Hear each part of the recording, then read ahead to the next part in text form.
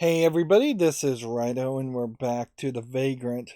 I have to assume that the name the Vagrant was in part a mistranslation or a possibly a just poor localization of some Japanese word because or Asian word. Because yeah, it just doesn't seem to me like that would quite make sense that you would use that term, since vagrancy in general is, darn it, every time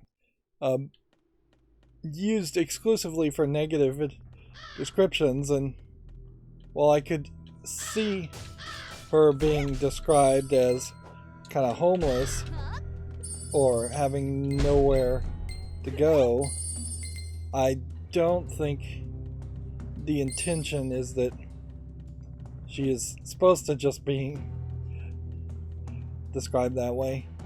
And certainly if this was an Asian game, which I'm assuming it is, they may just be struggling to find some kind of unique descriptor for any of the any new series, any new games. I feel like there's either an anime or video game already called Vagrant Story, and generally I guess just trying to get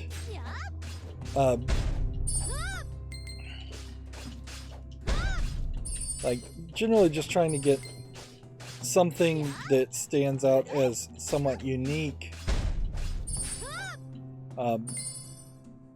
in a different letter might be very helpful. I feel like there's probably something weird to be said about the vast difference between the male and female zombies here. Mindless and shambling striking corpse seeks to fill its belly with the flesh of the living, and it's this purple thing.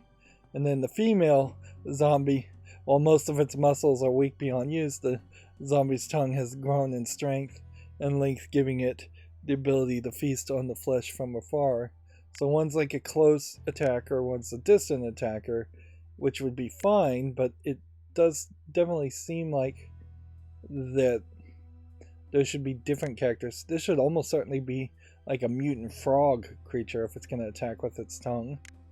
And then you have a bloat zombie covered in boils and lesions, spew bile. The bloated abdomen is plump for spending several days in the sun. And then it does create a weird situation where the bloat zombie is, I guess, uniquely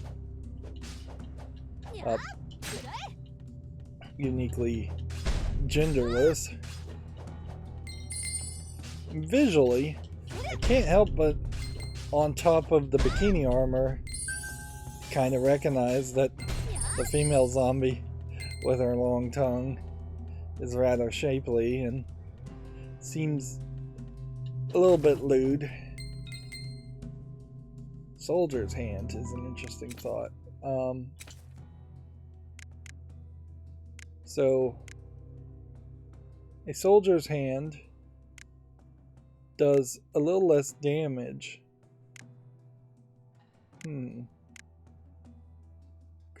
Critical rate increase is medium for both of them, so I have no idea why you would choose to switch to the soldier's hand. I mean, we'll equip it and see if it plays any differently. It doesn't really feel like it does. It seems to me like the distance of your sword is the same. Yep.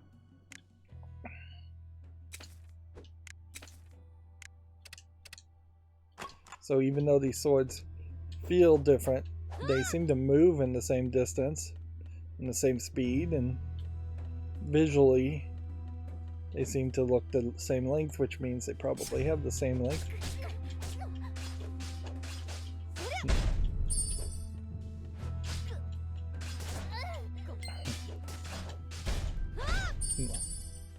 And then these guys are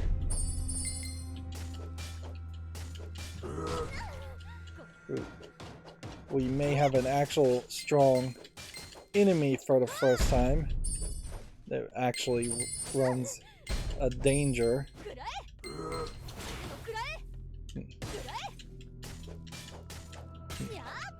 And this guy really needs a strong attack on him. We're kind of going out of our way to go in different directions and just investigate the areas, which almost certainly is the right move. They talked about there being things with keys for the chest, and I just don't think I really see that. It may be that there's barely 2 or 3 chests in the entire game with keys. 1, 2, 3. Spear. 1, 2, 3. Spear. 1, 2, 3. This close guy does not seem capable of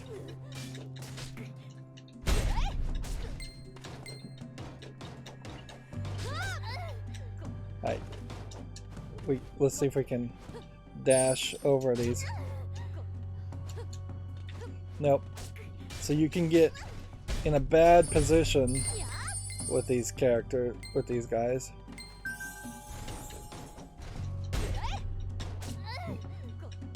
Like,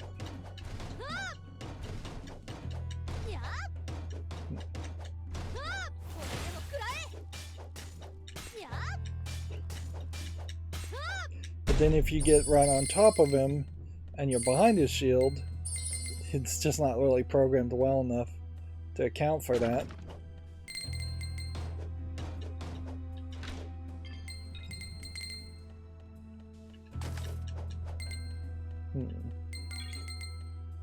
Alright. So that's an extra area. It seems like we're making our way towards the right area.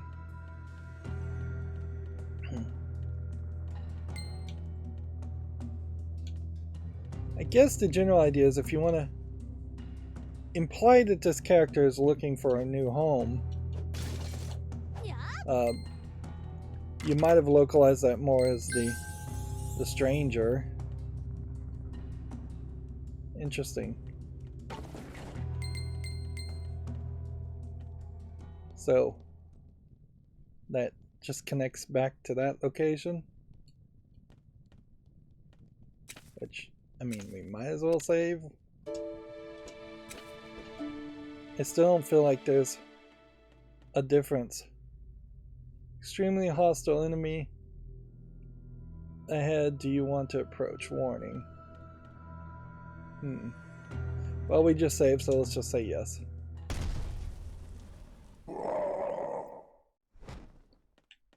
Right.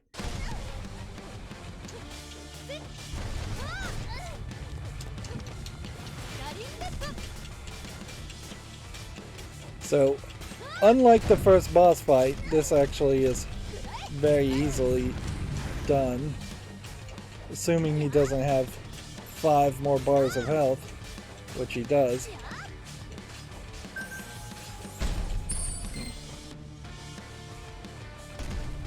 Okay.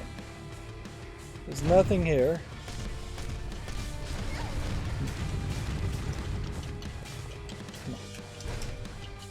Alright. So we need to build up our rage. We need to be better at dodging. And we are going to just completely lose our health and stamina.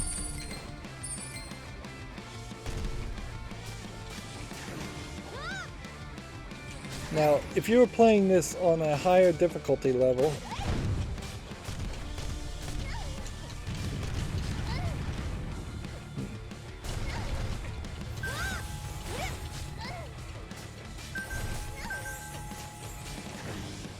like, using 2 potions in a row is a mistake.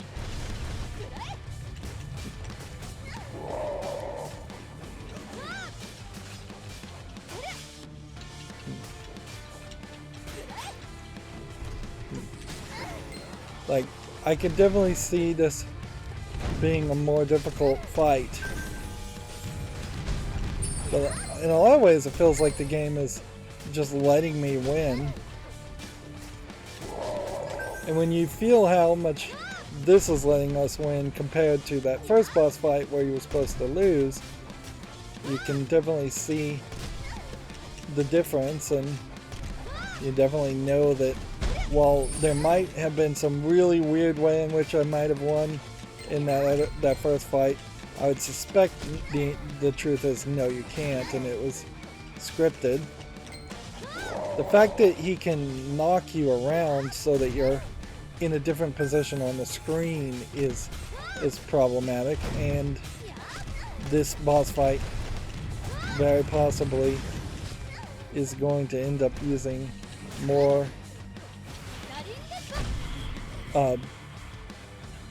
resources than it should as far as potions. So we found a dark crystal. The good news is that once we're out of the city, seem to not have that much dialogue to deal with.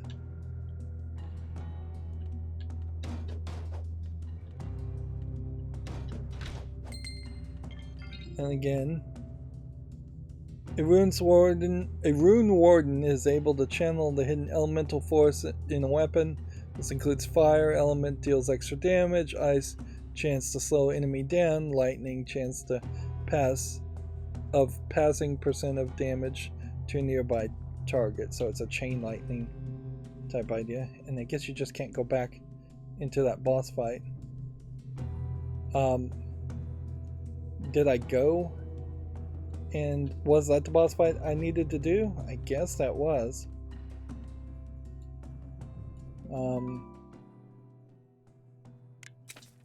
So let's just see what we've got now. 79, 74, 79 unsealed, 84 unsealed. Ooh, so now the weapons have different base stats.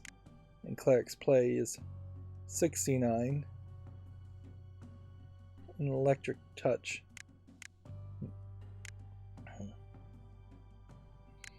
This is probably the better one to equip, because even though it does considerably less damage, it is potentially going to damage more enemies in a move. We could increase our defense by 1. Let's look at our armor. So this is a defense 7, which then will enchant with defense up level 1, minor. Max rage up level 1.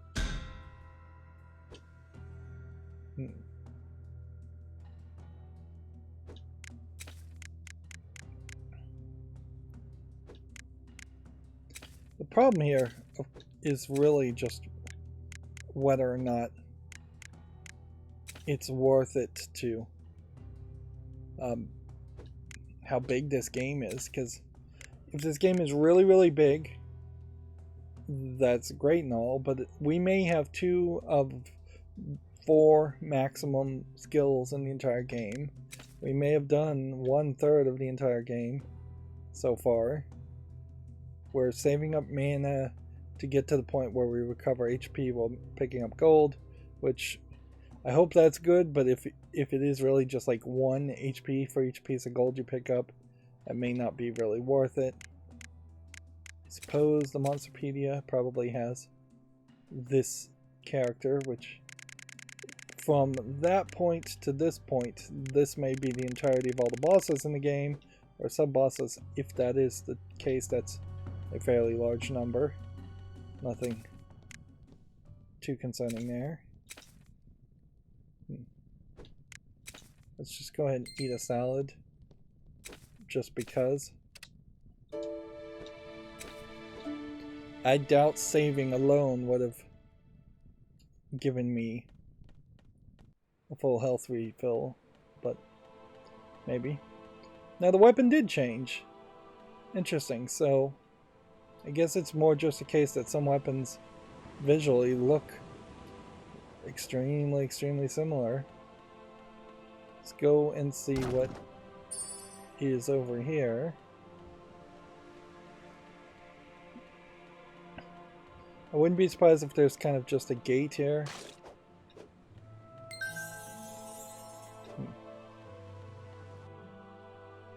No, I have to fix the Guardian Stone before I leave. So that takes us to Mythrilia. So every time.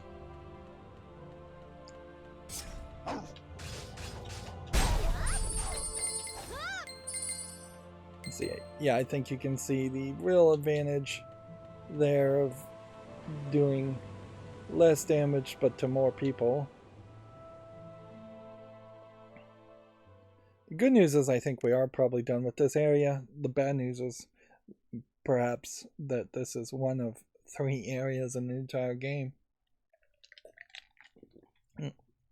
That's one of the things that Metroid and the Metroid Prime games I don't think quite get as well as you would like it, is instead of taking you to a whole new act in a whole new world, you are still in the same world in Metroid, Super Metroid, and even Metroid Prime. You just have better abilities to move around the same world, which is not really as interesting as you would think. Wonderful. Well done, Miss Vivian.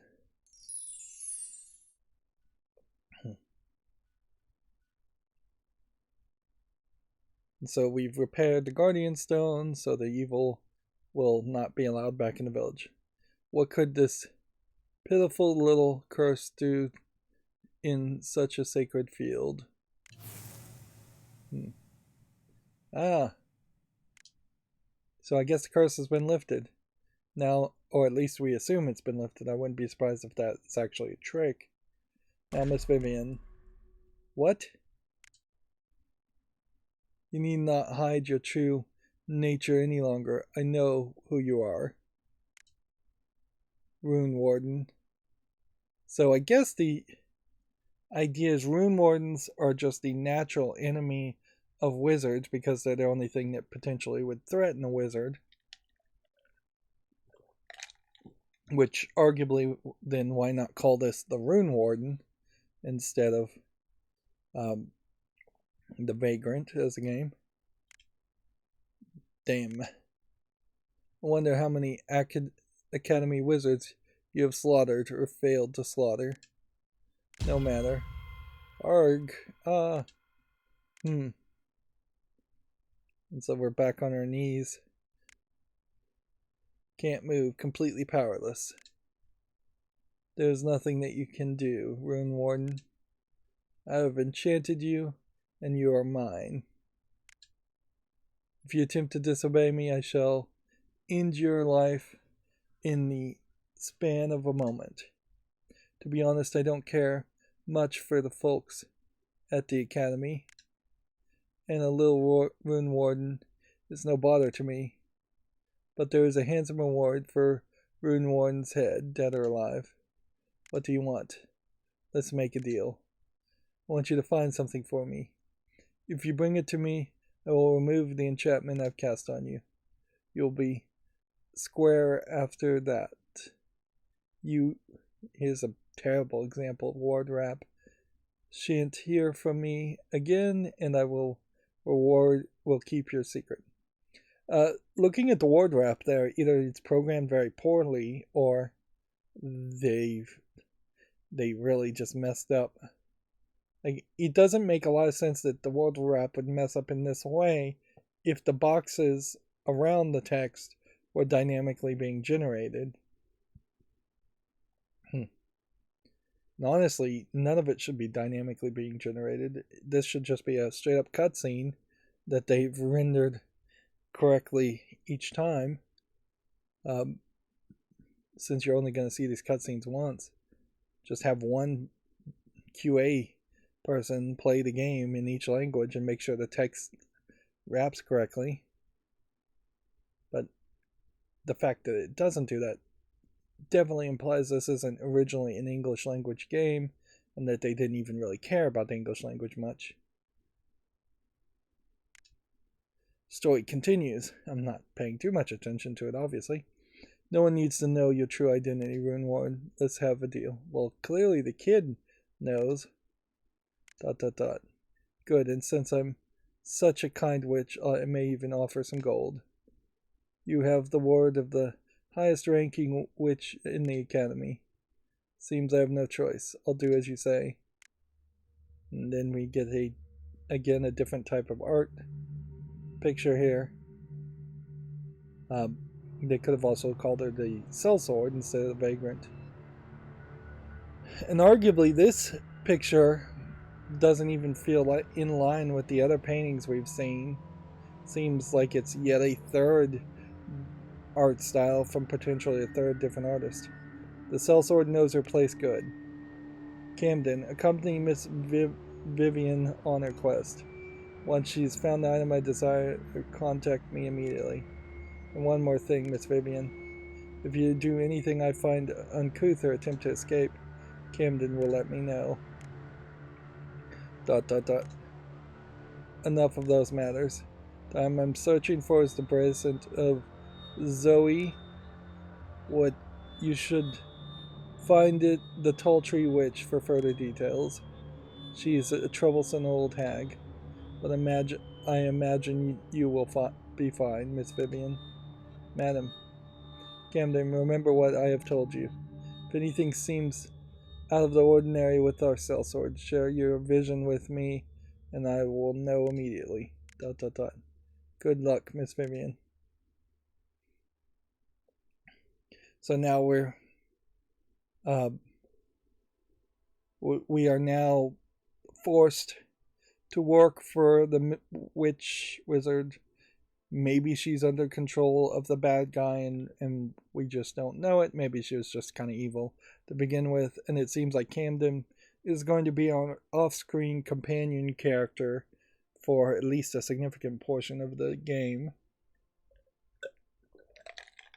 He goes in a kind of funny direction there to have a young boy sidekick with your female heroine, but I guess that balances out the gender balance a little bit. Otherwise this game may have been a little too much all females. The rifts of Brockishire have been unlocked. Press yes. You can activate the rift raid by spending gold. By entering the rift, you will face an intense battle, but if you survive the fight, there will be a great reward to collect. Right. So,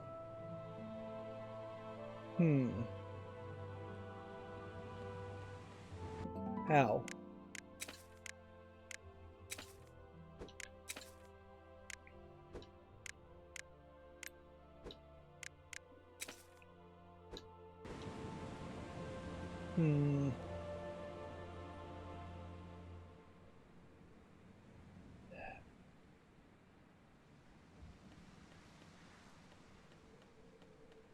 Guess we'll go this way and see what we see.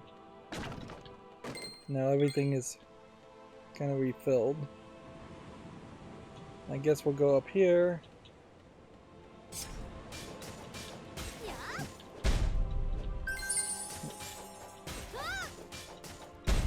The fact that you're getting both gold and mana from these encounters does seem to imply that you're fairly open towards grinding as much as possible. Right, so this is probably a rift if I was to guess. Have you ever wondered what the other side would looks like? I may fulfill your curiosity for some gold, of course.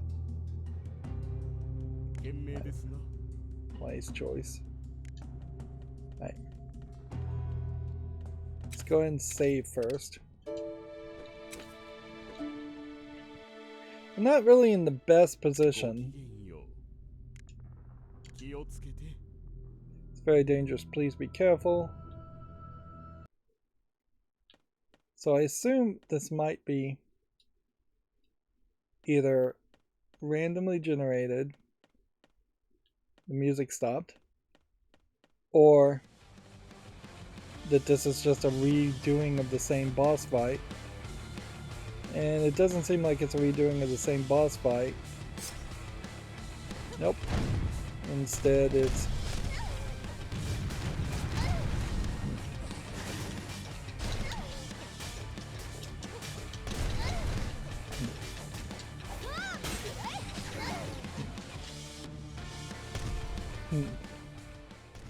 Yeah, and there's no health bar there. So, yeah, I don't think we can take on that.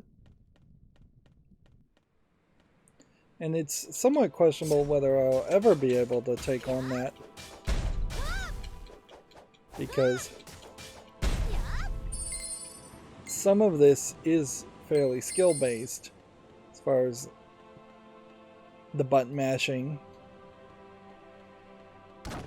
So even if I were to upgrade my weapons to the maximum and upgrade all my skills, I don't know if that's going to help me as much as I might need it to for the rifts. Or upgrade my abilities. The abilities.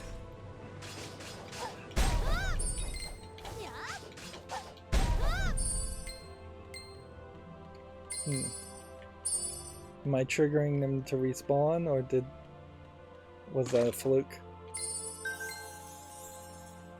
A lot of these pickups definitely seem like they are only just giving you like 1 mana, though.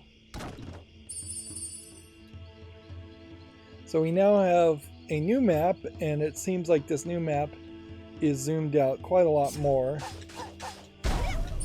So there may be much more of a game around this now. And that cutscene that we just ran into was not that big. There's very little platforming I'm noticing here. Basically none. And I would kind of expect to have seen more platforming in a Metroidvania game.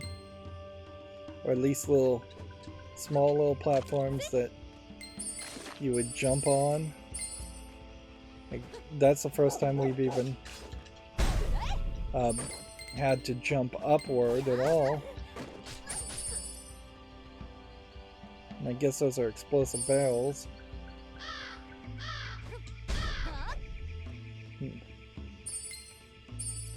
We're kind of just stair-stepping our way back around. Do we ever get antidoted on the poison, or is it gonna just constantly poison us?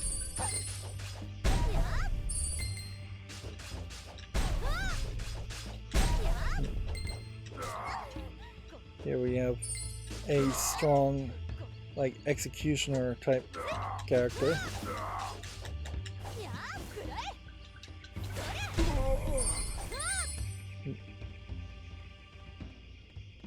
I feel like I might do different kinds of attacks with this sword when I do the rage attack.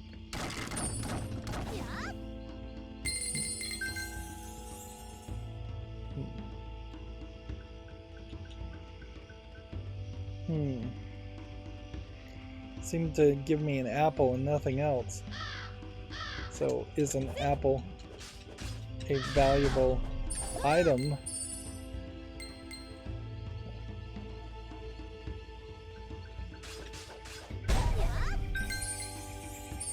Yeah, when I think about just even the original Metroid rooms, it's never feels like a flat plane where you're just going from left to right over and over again. Feels like there's always something there.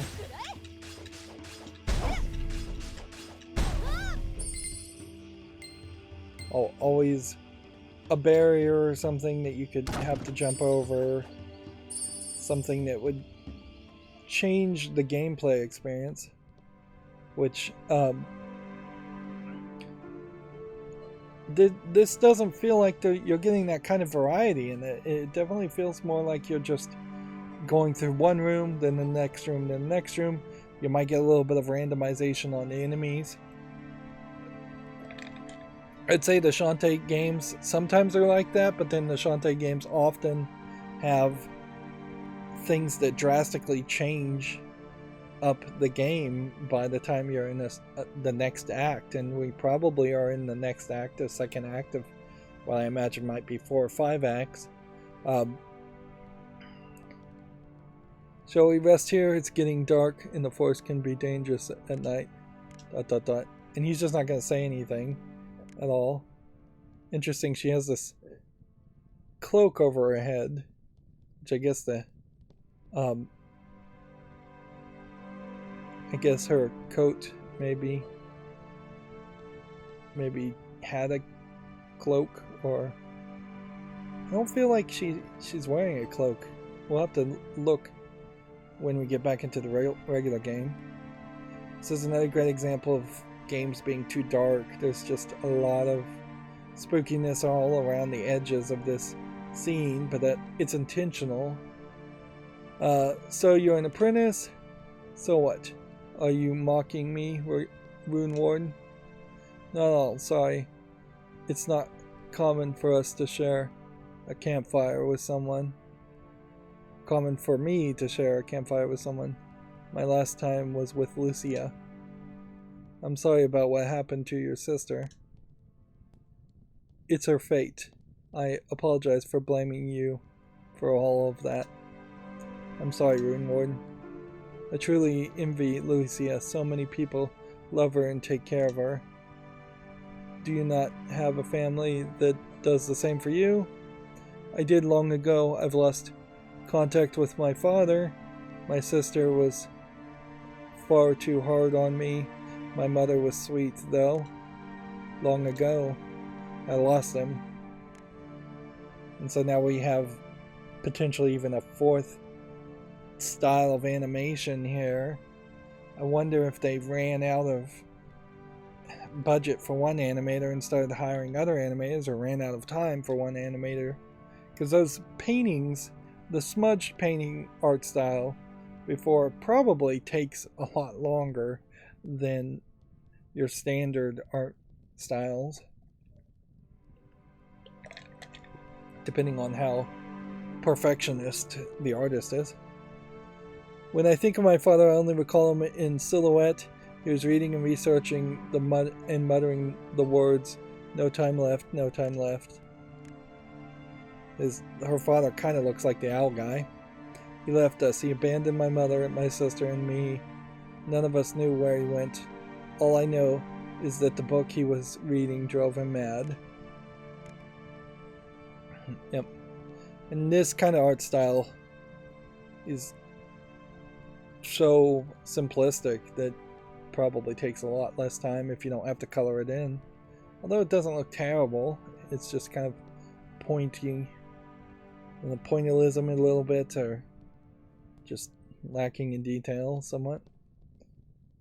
I can't recall much about my mother's death other than my sister holding me firmly. And see, now this picture looks way better than the previous one. Like 2 or 3 times as much time was spent on it. We were made orphans that day. My sister protected me from bullies, but she also pushed me to stand up for myself and not be afraid.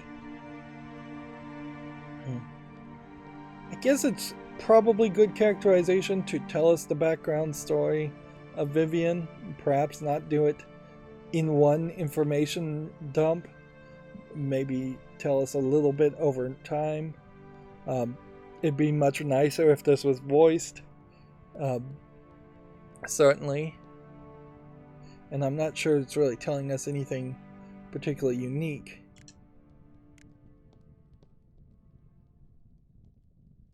And see, this, whenever the characters start facing the screen, they have to spend more time on it, and when they spend more time on it, The art seems better. This is almost getting back to the original art style. If I'm being honest, I was afraid of my sister. She forced me to learn the art of sword fighting that my father taught her. My sister was strict and serious. When I made mistakes or starting to slack off, she would hit me. That's pretty much everything I remember of her. That's hardly a lot of memories. I'm sorry to hear that.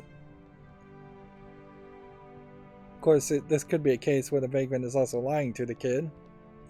When my mother died, my sister was 13 and I was 3. She was the one who brought me up, taking care of me and refusing to leave me alone.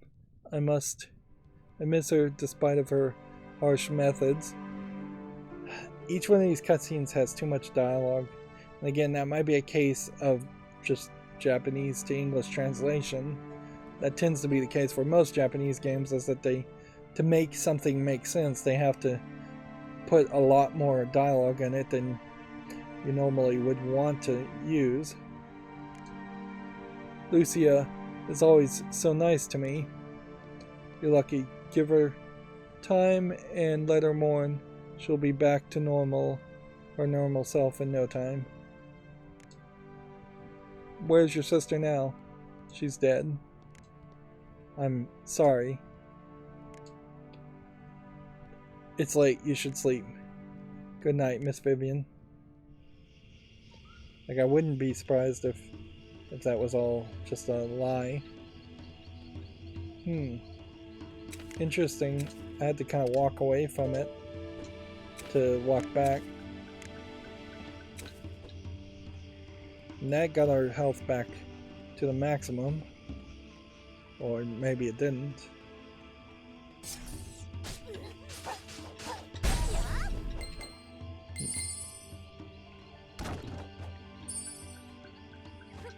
A little bit of platforming is nice, but it definitely feels like this is something that should have been introduced in the first forest.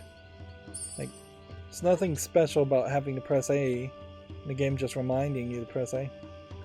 Yeah, I guess she technically does have a coat, but you really only see it when you are running. Yeah. So she does have like a cloak with a hood. And it definitely feels like a lot of this is just totally... I guess we'll just go this way. It doesn't seem like it matters if you go one way or the other. It seems like you are just triggering fights. And I'm not sure that those deer creatures actually attack, or if they attack, they maybe do a massive amount of damage, but they have a really slow wind up to the first attack. The wicked old hag, how dare she blame me for this mess? So now we've got another guy, which I suspect he's either going to be a person we have to fight, or he's going to be a person that joins our team. Although, if he joins our team, I don't think he's going to really fight with us. Look at the ridiculous Popeye arms he has. Perhaps that is why this game has its unique art style, is because the animators working on it can't draw masculine, muscly characters very well. This is our fate, my love. We both know why. We talk about fate quite a bit. I'm sorry, Ami Marie. I just couldn't allow you to stay in the hag's filthy nest by yourself. Rest assured, my dearest Mark, very simplistic name there, I want nothing more than to spend every waking moment by your side, and I by yours, my darling. Now let's be off to find what the hag asked me to find. Honestly, this... I swear I'm having trouble reading the screen because it's my monitor so far away. I am not having trouble reading it because it's in English and I'm illiterate. Although it sounds exactly the same either way. Someone's coming. Let's away. The man seems dangerous. I'm not sure I want anything to do with him. Is this the place? It certainly seems so. Interesting. This cutscene has some movement in the background. Hee hee, what a special day this is. I have another cursed visitor. Greetings, your knowledge and wisdom are well spoken of. What does that say? Whatever. Smithra, the tree witch. My name is Vivian. It is an honor to make your acquaintance, ma'am. I'm Camden. A lot of characters with names. I sense the power of the runes upon you, and you bring me an adorable little academy pet. How cute he is. Again, the word wrap not working correctly. Cute. I am the apprentice of the Great Witch. What brings you to this humble old woman? Yeah. If the kid is supposed to be cute, they're not doing much with him. There seems to be very little interest in depicting Camden as anything, as a character. Just a little boy, little brother type character. You look at the hag, same thing. She's mostly covered up. You just see her nose and her hair, and that's it. Which, this is where I question maybe there's too much of an obsession on the bikini armored character Vivian.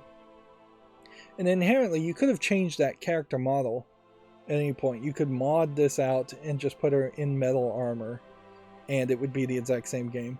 And there's quite a few games on Steam that are like that, where they're usually very poorly made RPG Maker style games that have skimpy clothing or actual nudity in them, and then they just censor it. They just add a different model to the few images that need to be censored, and then they sell it on Steam as a general audience type game, and then you have to either know that there's a patch to uncensor it, or you can't uncensor it in some cases. Usually you can, or you buy it on a different storefront and it's in an uncensored version.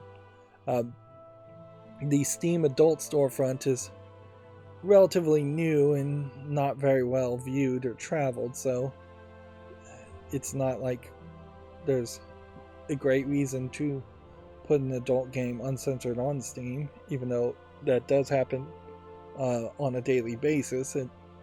It causes the games to be severely less seen.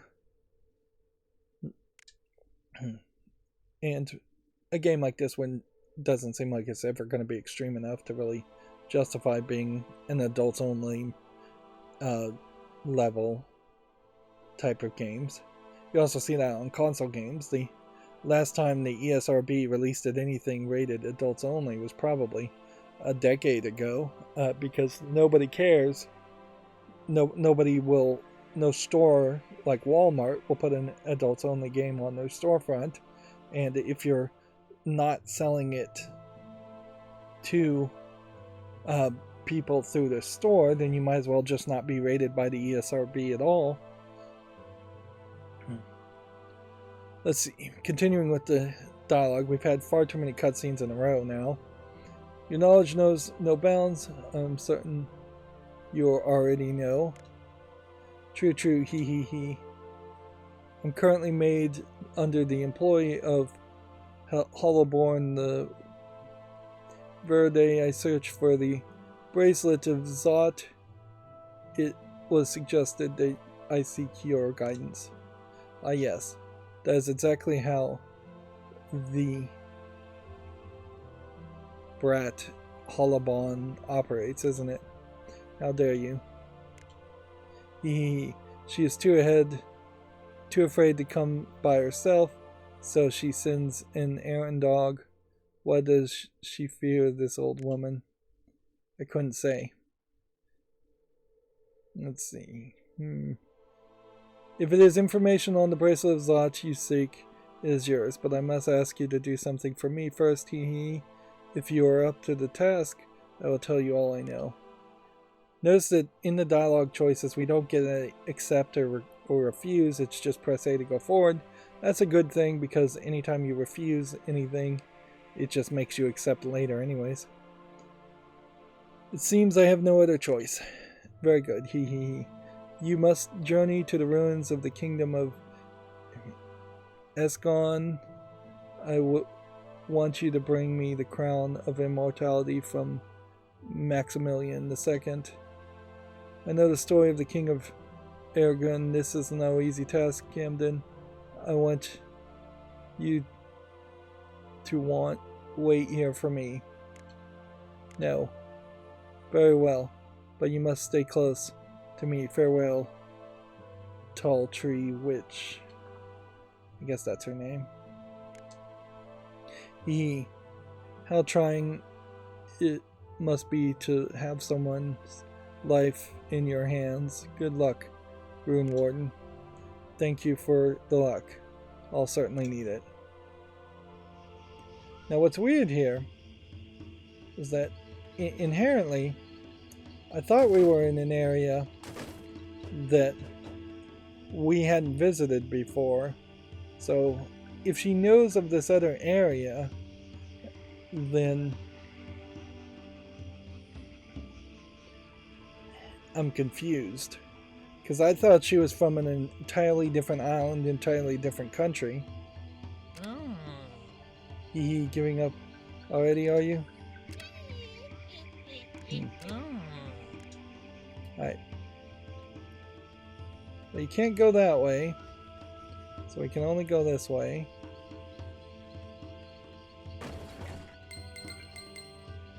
Seems like we can't do anything with the pot.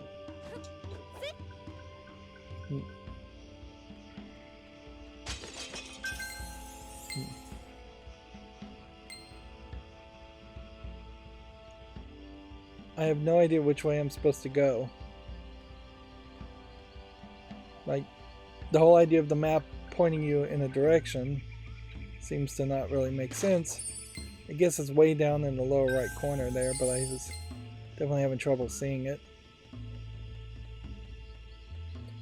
And I kind of need to find a village. I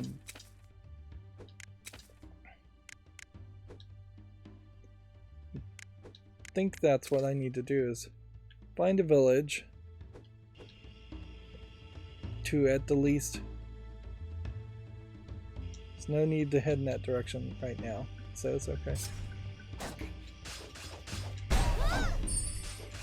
To purchase items and weapons and armor upgrades, although maybe it's a mistake to ever purchase weapons and armor upgrades, and maybe I should instead only rely on found items.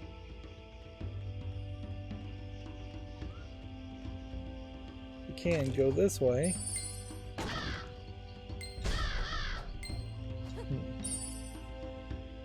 And that gives us an egg for killing that. Interesting.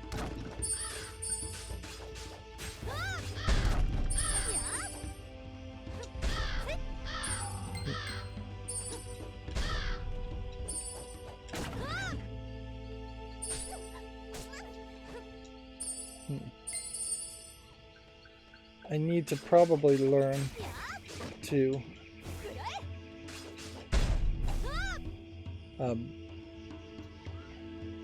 not blow up the barrels.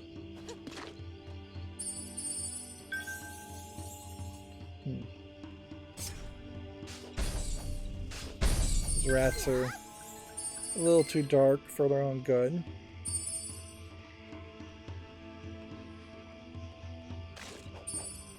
It's possible that this game will be too short to buy everything, and that we should like wait and purchase something else. The lightning seems to hit in every direction and nearly any distance, so seems to be a level of safety around continuing with the lightning stuff. Alright, so we've got a guy here. Come, have a look at my stuff. You could buy iron ore, or we could buy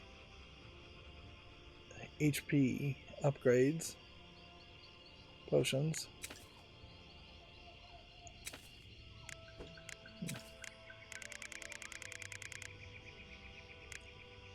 Let's see.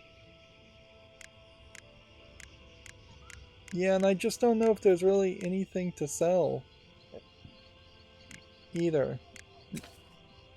It might be a case that the game balances out and gives you less items as long as you're sitting on items, but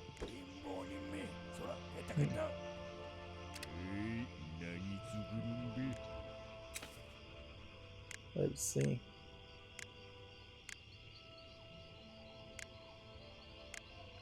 Chain armor, imp snail.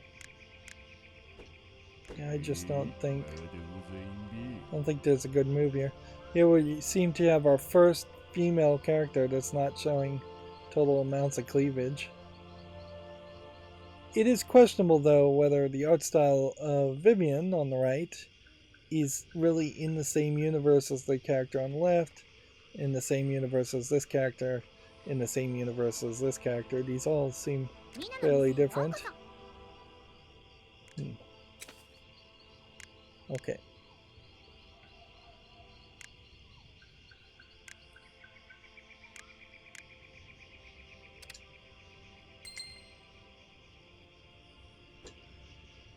Should we buy the other thing while we're here?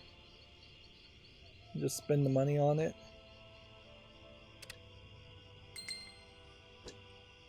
Yeah, let's just do that. Oh, a battle chef brings down the beast and cooks them themselves. The best flavors come from great battles. This character here is from a different game. Battle Chef Brigade. I've covered that on my channel. I wanted it to be a lot more fun than it really was. It had way too much dialogue in it, if I recall correctly, and just really didn't have enough variety in its actual gameplay.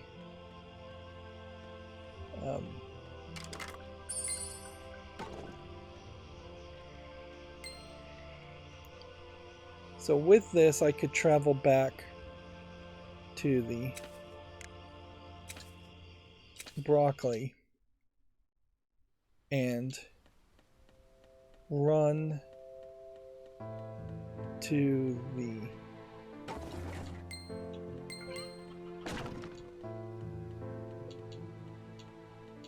over here to the edge. I doubt there's anything more here.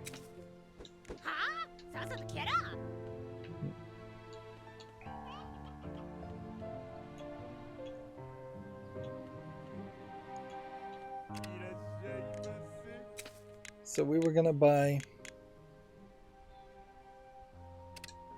this amulet for 2,500. We haven't run into an amulet after doing a decent amount of gameplay, so I think that's probably fine.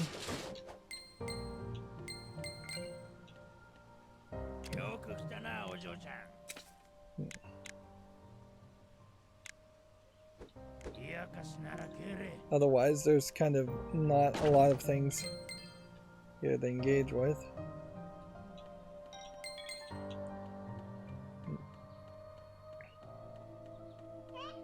Yeah, I think that's worth it. It's nice to have that little extra save spot where you can, from any of these checkpoints, go back to the beginning of the area and try and collect some collectibles and build up your inventory. Let's see. Not finding a lot of stuff. There's a danger here that we'll start to have a huge variety of items, and those will all be necessary for this mini game of cooking. 69. This is 72. Or I could be doing 84 here. I don't think there's a real reason to do anything at the moment.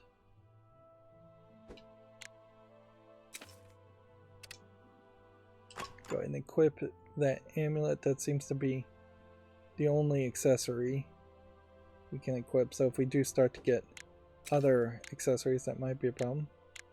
At some point we may straight up need to buy potions. And are we quite there as far as mana? No. Yeah. This is a thought, certainly. Like, so we start to pick up gold, and that lets us recover HP. Then we don't spend a bunch of gold buying potions. Does that help us in a longer run? Maybe. Maybe not. I have to really question whether I should probably unlock this. An XY attack. Breaking enemies' defenses.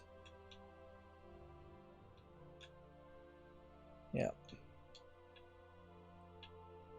I really question whether this game is long enough that we would unlock most, if not even half of these abilities, particularly as things seem like they just get more and more expensive. 10,000 mana, 12,080 mana, 30,000 mana. Yeah, that seems insanely expensive. Which maybe means the game is much bigger than I think it is, or it maybe just means you can't get all of it, or you unlock it but over multiple playthroughs. It's not surprising that the background music and sound effects are so minimal as far as different settings you can change here, considering how the game doesn't really have that much music. Yep. At this rate, it does seem like we are going to have a much bigger Metroid-like experience, but visually it doesn't look like Metroid, nor does it feel like Metroid. And inherently, I guess that's the problem with making a Metroidvania game, is that if you made it actually look like Metroid, you'd get sued by Nintendo. If you made it actually look like Castlevania, you'd get sued by Capcom.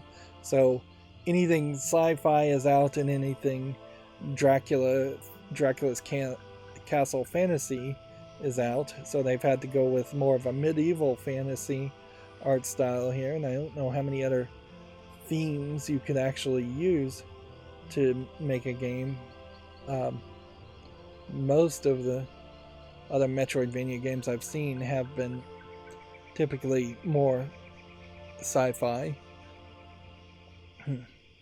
If they were going to let you play with the map up, I also have to point out that the map should be probably a mini map at that point. You should be able to push the button twice and bring up a mini map, and then cycle between no map, mini map, and off, or this should just be way more see-through.